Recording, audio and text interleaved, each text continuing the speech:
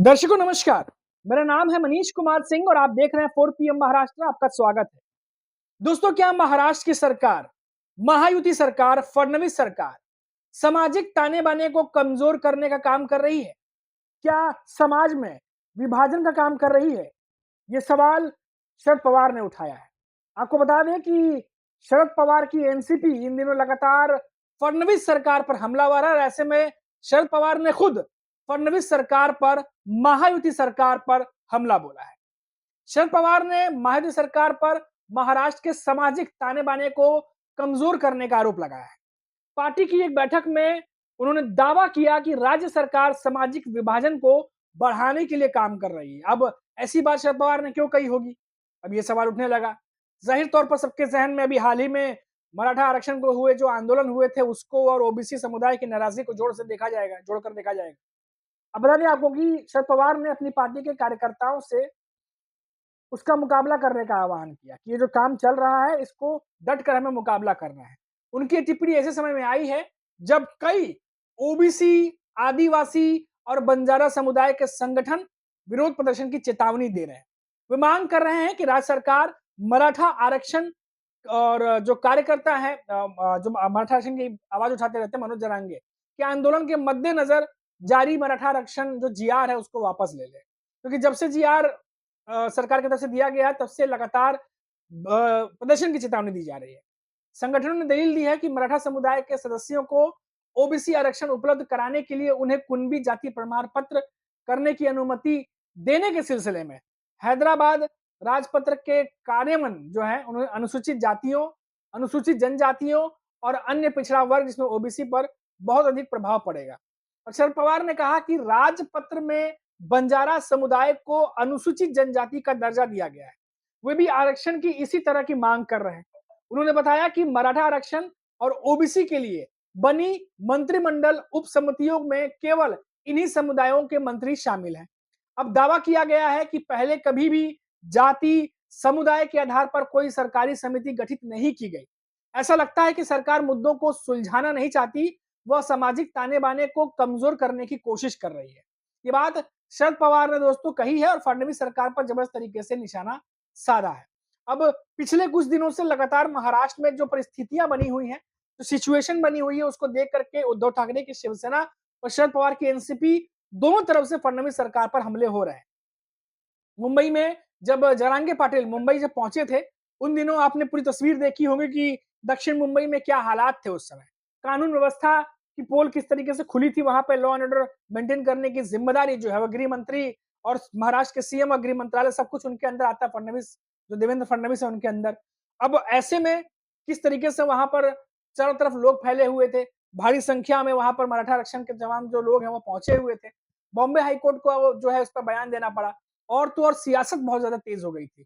तमाम नेता जो है इस पर बयानात कर रहे थे और विपक्ष के नेता तो वहां जाकर के जिसमें सुप्रिया सुले थी, ऐसा खबर भी थी कि वो जाके मुलाकात भी किया था उन्होंने। अब शरद पवार ने फाइनली इस पर अपनी जो है कह सकते हैं टिप्पणी की है, अपना रिएक्शन दिया और साफ तौर पर उनका आरोप है कि मौजूदा सरकार जो है सामाजिक ताने-बाने को कमजोर कर रही है और बांटने की कोशिश जो है वो समाज में अब किया जा रहा है। इतना ही नहीं, शरद पवार यहीं नहीं रुके।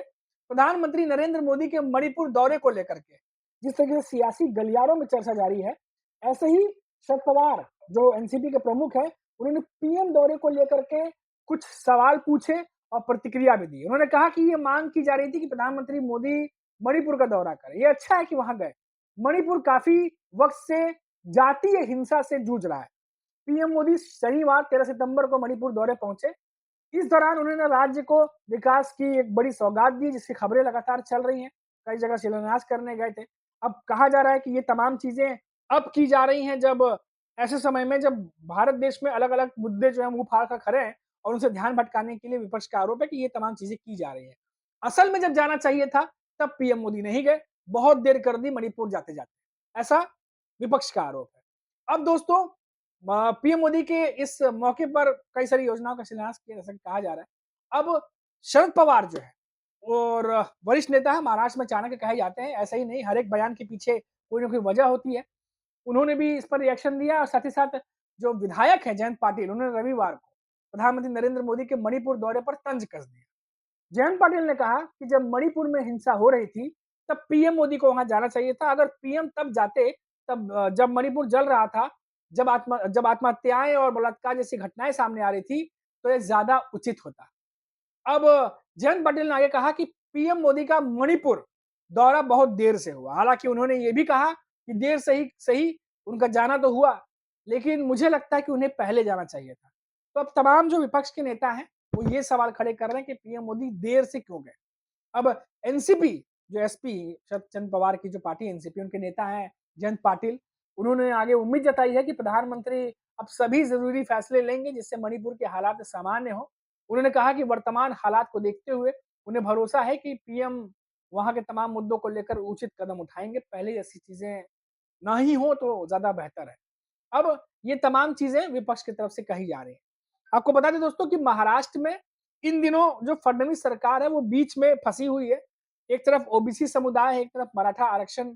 मनोज जरांगे पाटिल कह रहे हैं कि जो बातें कही गई हैं उनसे, जो वादे किए गए हैं वो फडणवीस सरकार को पूरा करना पड़ेगा।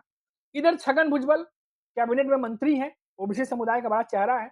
वो इन चीजों को लेकर के फडणवीस सरकार पर हावी है इन दिनों कि जो कुछ भी हो रहा है वो ओबीसी समुदाय के लिए अच्छा नहीं हो रहा। इससे ओबीसी समुदाय को जो मिला आरक्षण है उसको नुकसान पहुंचेगा। और ये इस आरक्षण में अगर कुणबी जो मामला उठ रहा है उसमें मराठा आरक्षण के तहत कई लोग आ गए, तो निश्चित तौर पर कई ओबीसी समुदाय का हक मारा जाएगा, ऐसा ओबीसी के समुदाय के लोगों का कहना है। और जो छगन भुजबल है उनका भी ऐसा ही कहना है।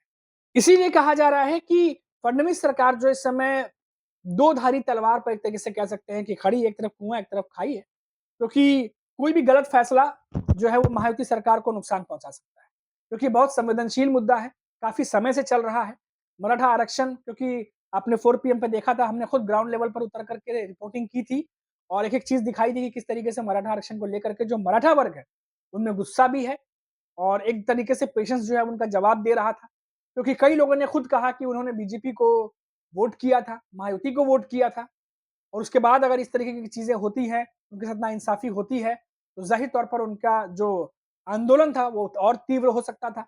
हमने देखा कि फडणवीस सरकार के खिलाफ नाराजगी भी देखने को मिली और जिस तरीके से उनके साथ बर्ताव किया गया उसकी उम्मीद उन्होंने नहीं की थी। खुद वहां पर जो लोग थे उन्होंने कहा कि हम लॉ एंड ऑर्डर मेंटेन करने के लिए, सरकार का और कानून का साथ देने के लिए हम तैयार हैं। हम कोई भी ऐसा काम नहीं करना चाहते जिससे कि लोगों तक गलत मैसेज जाए।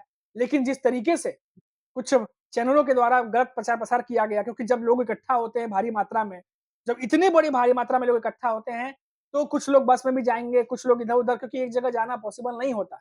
तो ऐसे में पुलिस, क्योंकि खुद जो वहां पर कह रही थी, कर रही थी, उसका सपोर्ट वहां पर लोग कर रहे थे, हमने खुद देखा।